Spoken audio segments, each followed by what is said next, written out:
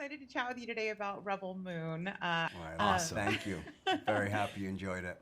Yeah. So, Charlie, my first question is for you. One of the most beloved archetypes in sci-fi has got to be the rogue character, right? So, I'm curious, when you were kind of approaching the character of Kai, how did you go about taking that character that is so like such a type that people are invested in and making him unique and yours?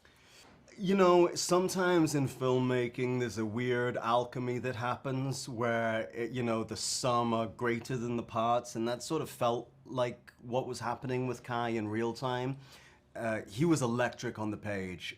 Zach had created something that, as you said, sort of appeal to the classic archetypes of this type of role and this type of in this type of genre, but it felt way more singular. I mean, it feels it feels reductive to sort of say he's just the archetype from sci-fi films of the rogue.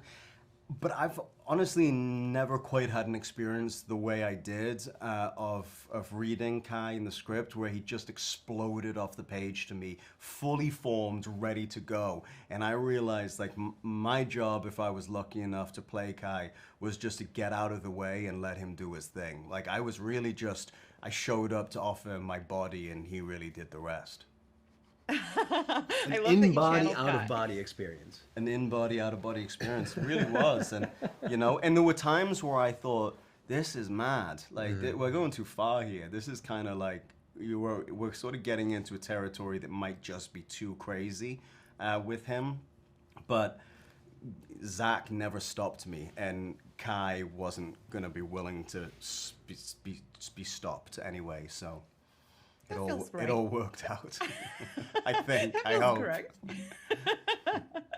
So, Michiel, so whereas Kai is kind of jaded and worldly and ultimately a little tragic, Gunnar has this like purity, this naivety, this kind of innate goodness in him.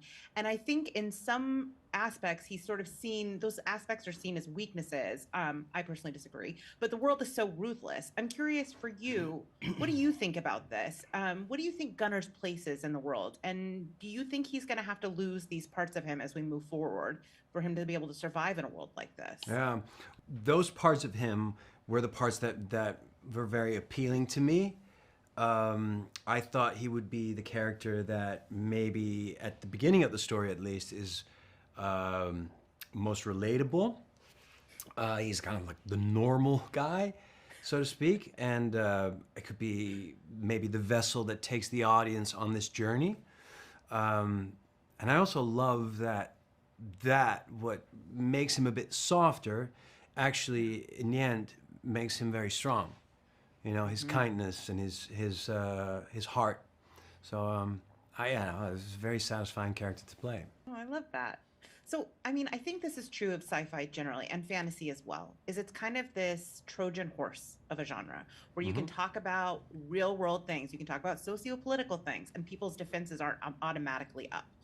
I know that film doesn't have to be prescriptive, but I'm curious, aside from just being wildly entertained, is there anything that each of you really would like to see the audience take away from the ideas and, themes that the film explores? Absolutely. Yes, desperately. We have to stop destroying our planet.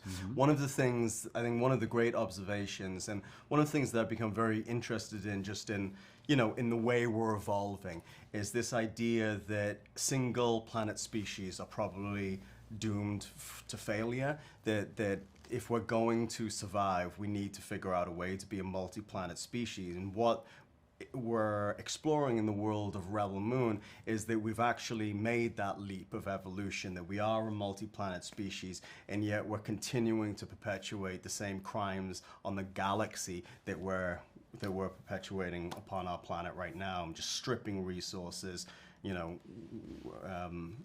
wantonly destroying each other, and just all of the huge problems that we're facing right now. And I think that in a very non-preachy, non-prescriptive, non-obvious way, Zach is very clearly making that point in the film. Yeah, I think that's incredibly profound. Well, thank you so much for taking the time to chat with me today. This was so much fun. I'm so excited for people to see it, and I cannot wait to see part two. Right on. Thank Thank you. you.